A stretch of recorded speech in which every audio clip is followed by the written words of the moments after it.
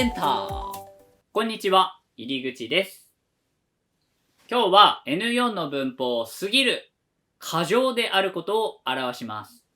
皆さん、この表現どう思いますか？対行きたすぎる。これ、正しい表現です。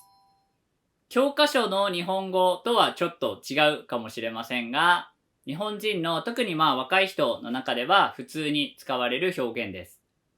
日本語の勉強したすぎる。はい、ということで今回は過ぎる、過剰であることを表します。教科書だと寒すぎる、それは多すぎます。みたいに、普通の一定の水準よりも超えている過剰であることを表すときに言うんですが、今日本人はこれを誇張としてめちゃくちゃ使います。誇張とか感情を表すときに文章だったら最後にびっくりマークをつけます。このマーク、日本語ではびっくりマークと呼んでます。このびっくりマーク、話すとなると、この話し方、タイに行きたいと、タイに行きたい、この話し方の違いでびっくりマーク表せますけど、日本人ならこの過ぎる、過ぎって言葉をびっくりマークのように使います。例えば美味しいものを食べた時に、うますぎる、楽しかったっていう楽しかったことを表すときに、楽しすぎたのように、過ぎるを使うことによって、もうその水準以上の感情を表すことができます。感情を誇張することができます。ただ、ちょっと若者言葉っぽいのと、あとやっぱりカジュアルな表現なので、この感情を誇張したようなびっくりマークのような表現の時は会社では使わない方がいいかと思います。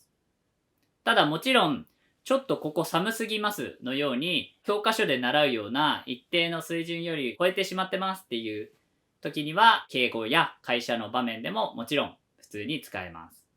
では早速この今の日本人がよく使う誇張の過ぎる過ぎを例文挙げていくので、ぜひシャドーイングしてみてください。例文スタート。この子可愛すぎ。昨日のライブやばすぎた。もう上司がうざすぎる。昨日寝すぎて逆に眠い。嵐のコンサート当たったの嬉しすぎる。難しすぎて笑ったわ。できなすぎてやばい。はい、ということで誇張した若者言葉っぽい過ぎ、今の日本人っぽい過ぎ、どうでしたか？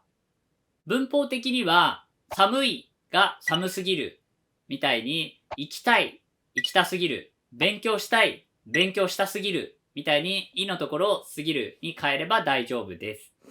日本人のように話したい、ネイティブのように話したいという人はぜひこの自分の感情を誇張した過ぎ使ってみてください。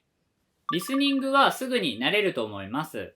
私は韓国に行きたいですっていう教科書から韓国行きたすぎっていう日本人のこのスピードには最初びっくりすると思うんですけど、これは文法的にもそんなに難しくないし、すぐ慣れると思います。ぜひ面白い表現なので、日本人風の過ぎ覚えておいてください。それでは今日の授業はここまでです。入り口でした。エンター。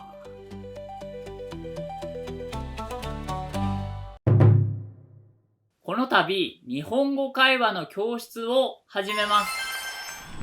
今回始める教室は、目標が明確、そして効率的な学習法です。